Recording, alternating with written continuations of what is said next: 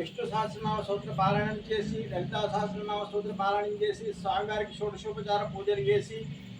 ఆ యొక్క స్వామివారికి క్షీర నైవేద్యం పెట్టి, ఆ యొక్క స్వామివారిని ముందట పెట్టినటువంటి దాంట్లో పాలల్లో చంద్రుణ్ణి చూసి ఆ యొక్క పాలన స్వీకరించడం ద్వారా ఆ యొక్క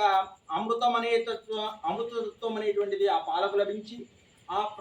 పాలను స్వీకరించడం ద్వారా మనందరికీ కూడా ఆ యొక్క శుభ ఫలితాలు, శుభ శక్తులు అన్నీ కూడా మనకు వస్తాయి. అదేవిధంగా ఈ యొక్క కోజాగిరి పున్నమ్మకు ఒక చిన్న కథ కూడా ఉన్నది.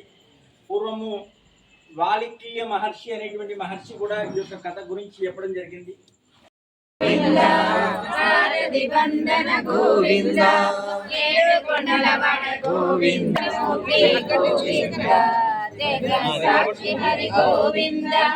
అభిషేక ప్రియ గోవింద ఆపది నివారణ గోవింద గోవింద రామానుజసుత గోవింద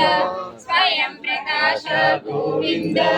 సర్వజన సేవిత గోవింద ఆశ్రిత పక్ష గోవింద ఆపదముకులవడ గోవింద నిత్య శుభాకర గోవింద నిఖిల లోకేశ గోవింద ఆనంద రూప గోవింద ఆద్యంకరహిత గోవింద ఇహపరదాయక గోవింద రక్షక గోవింద